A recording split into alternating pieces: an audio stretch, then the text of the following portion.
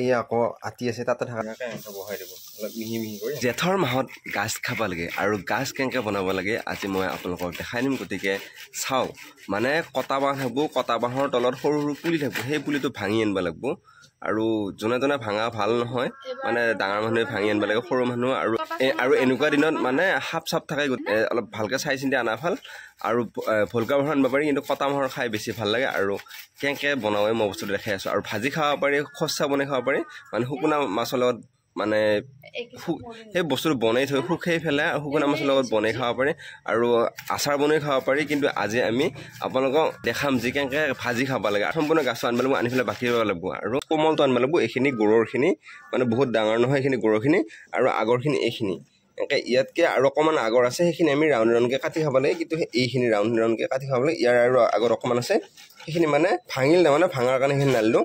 আৰু এইখিনি আমি এনেকৈ এইখনত এই ৰুকনিত পিচি পিচি এনেকুৱাকৈ বনাব লাগিব। আৰু বনাই ইয়াত তেল পিঁয়াজ দি বঢ়িয়াকৈ ভাজি পেলাই খালি বঢ়িয়া লাগিব। আৰু মই কেনেকৈ ভাজিব লাগে মই দেখাই দিম। এই তেল পিঁয়াজ দি বঢ়িয়াকৈ ভাজিব পাৰি। আৰু এইখিনি বঢ়িয়াকৈ দীঘলকৈ ওপৰখিনি বাকি ল'ব। বাকিলেই এতিয়া যোনখিনি এইখিনি টান টান বস্তুখিনি আছে, মানে বাঁহৰ বাকলিটো, সেই বাকলিখিনি পেলাব। আৰু বাকীখিনি ৰাউণ্ড ৰাউণ্ডকৈ কৰি আগতে ঢেঁকীত খুন্দিছিল, কিন্তু আজিকালি ঢেঁকী চেকীৰ ব্যৱহাৰ নাই কাৰণে চুঙাত অকণ বা এনেকৈ ভালকৈ হেৰিত বস্তু খুন্দি পেলাই গুড়া কৰিলে। আৰু এইটো গাপ দিম মানে খুন্দি পেলাই হেঁচি হেঁচি ঢাকান দি পেলাই 3 দিন থব লাগিব। থৈ উঠি পেলাই ওলালি তাৰমানে যেতিয়া বস্তুটো এনেকৈ আঁকি দিলে পানী ওলাব। পানীখিনিও কিন্তু আকৌ বিৰাট ঔষধি। পানীখিনি তাৰমানে সেই জ্বৰ বসন্ত হ'লে কিবা হ'লে তাৰমানে সেইখিনি তাৰমানে হেৰি কৰিব পাৰি, চলিক দিবও পাৰি মূৰত, নহয় কিবা আকৌ খাবও পাৰি। সেইখিনি তাৰমানে হেৰি কৰিব পাৰি, মাছৰ টেঙা বনাই খাব পাৰি পানীখিনি দি, খচ্চাৰ টেঙাখিনি দি। আৰু তাৰপিছত যিটো পানী ওলাব সেইটো আকৌ মাছৰ টেঙা বনাই খাব। আৰু বাকীখিনি শুকাই থৈ এনেকৈ বটলত ভৰাই থৈ পোৰা মাছ থাকিব, পোৰা মাছৰ সানি খা। তাৰপিছত আলু থাকিব, আলু পোৰা লগত সানি খা, আলু ভাজাৰ লগত সানি খাই যায় লগত সানি খালি হ'ল আৰু মজা লাগে। আৰু এইখিনি আচাৰ বনাব কেনেকুৱাকৈ হ'ব? আচাৰ হ'লেও এইখিনি খুন্দবা লাগিব। খুন্দি পেলাই সেই যিটো পানীটো ওলাই সেইটো আঁতি পেলাই ৰ'দত দিব লাগিব। ৰ'দত দি নিমখ হালধি সানি পেলাই তাৰপিছত কেৰাহীত মছলা চছলা দি পেলাই সেইখিনি লৰাই পেলাই বৈয়ামত ভৰি থৈ দিলে হ'ল। আচাৰটো বেলেগ খেঁচা মিলাই বঢ়িয়া হয়, সেনেকৈও আচাৰ খাই বঢ়িয়া। এইখিনি যেতিয়া যোনখিনি ভাজি খাম বুলি কৈছোঁ, সেইখিনি আগৰখিনি বঢ়িয়াকৈ কেৰাহী গৰম হোৱাৰ পিছত যেনেকৈ কণী ভাজা যায় বা আলু ভাজা যায়, সেই হিচাপত ভাজি পেলাই বঢ়িয়াকৈ খালি হ'ল। আৰু ইয়াতে দাঁতখিনি দিব লাগে, কোমলখিনি দিব লাগে। এতিয়া ইয়াতে এইখিনি অলপমান দাঁত হৈ আছে, এইখিনি দীঘল হৈছে, এইখিনি দিবা নালাগে। এই বস্তুখিনি দিব লাগে, যোনখিনি মিহি মিহি এই বস্তুখিনি দিব লাগিব।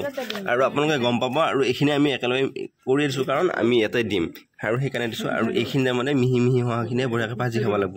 আজি দেখাম আপোনালোকক এইখিনি কেনেকৈ ভাজি খাব লাগে। আৰু এইখিনি বঢ়িয়াকৈ কাটি অনাৰ পিছত এনেকৈ বঢ়িয়াকৈ থৈ পেলাই ইয়াত চেপি পেলাই ৰসটো ইয়াত থৈ দিলা। আৰু এইখিনি টেঙা চেঙা কিবা এনেকৈ বনাই খাব পাৰি, কিন্তু এইবিলাক নাখাওঁ। এইখিনি দেখাম। যদি কমেণ্ট কৰে আপোনালোকক খচ্চা কেনেকৈ বনাব লাগে সেইটোও দেখাই দিম। আৰু এইখিনি অলপ থৈ দিয়াৰ পিছত আমি কেনেকৈ কৰিব লাগে দেখাই আছোঁ। এই আকৌ আতি আছে তাতে থকা পানীখিনি তাৰমানে নাখাওঁ আমি, সেইখিনি আতি ইয়াতে থৈ দিব। আৰু তাৰপিছত ভাজি পেলাই খাওঁ।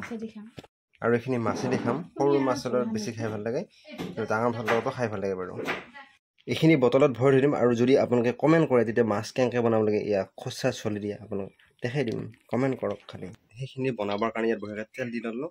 আৰু তেলটো গৰম হোৱাৰ পিছত এই পিঁয়াজ কাটি থৈ দিয়া আছে, পিঁয়াজ দিব লাগিব। আৰু এইখিনি কাষত আনি থৈ দিয়া আছে, সেইখিনি বহাই দিব লাগিব। তেলখিনি গৰম হোৱালৈকে ৰখি দিওঁ অকণমান। তেলখিনি গৰম হৈ মানে পিঁয়াজটো জ্বলা এইবিলাক কাটি লোৱা যাব। বঢ়িয়া কাটি আছে।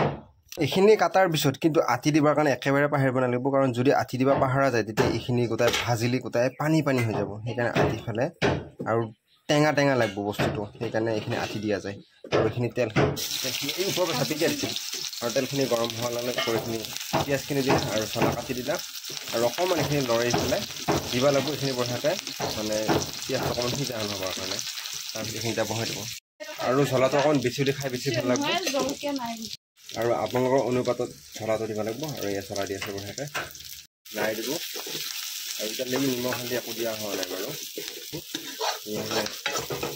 হোৱাৰ পিছত হালধি অকণমান দিলে ওপৰত, মানে গাছখিনি বহাই দিয়াৰ পিছত হালধি দিলে ইমান ঠিক নালাগে। তেল পিঁয়াজৰ ওপৰতে হালধি দিব লাগিব। সেইখিনি নবহাওঁতে এবাৰ হালধি বহাই দি অকণমান লৰাই দিব লাগিব। পিছত যদি আমি হালধি হালধি লাগি ধৰিব, সেইকাৰণে এনেকৈ মানে আগতে হালধিটো দিয়া হৈছে। অকণমান গৰম হোৱাৰ পিছত এইখিনি আকৌ বঢ়িয়াকৈ লাৰি দিব। আৰু যোনখিনি ডাঙৰ পিঁয়াজ হৈছে সেইখিনি বঢ়িয়াকৈ ভাঙি লৈ আছে ইয়াত, এইখিনি বঢ়িয়াকৈ এনেকৈ বহাই দিব। অলপ মিহি কৰি এনেকৈ বহাই দিব। অলৰেডি মিহি হৈ আছে বাৰু, আতনটো এটা কিবা হৈ ৰয় না আতনটো গুড়া হৈছে হ্যাঁ ছপৰা হৈছে আর ব্যাংকাইটা বহাকে এখিনি বহাই দিলা বহাই দিলা বহাকে লাড়ব লাড়ি দি আছে আর এটা অকমান লাড়ার পিছত যদি নিমখ দিব লাগব নিমখ দিব লাগব আর সব আপনাকে কেনেকুৱা এখিনি এৰি থৈ যাব নৰা খালি আৰু এটা বহাকে নিমখ দি আছে 5-10 মিনিট একা ঢাকা দি থব লাগব আৰু চলাৰ গন্ধাই আছে কাৰণে পুৰা নাখত লাগি আছে 10 মিনিট ঢাকা দিয়াৰ পিছত আকৌ দুই চাব লাগব তলত নালিব লাগব আৰু তাৰপিছত বঢ়িয়াকৈ উলি ঠাণ্ডা হৈ খালি হল মজা লাগব খাই আৰু আপোনালোকে ৰেচিপিটো কেনেকুৱা পালে কমেন্ট কৰি জনাব আৰু যদি চেনেলটো নতুন আছে তেনে চেনেলটো সাবস্ক্ৰাইব কৰা আৰু যদি ফেসবুক পেজত আছে বেষ্ট ফলো কৰি দিও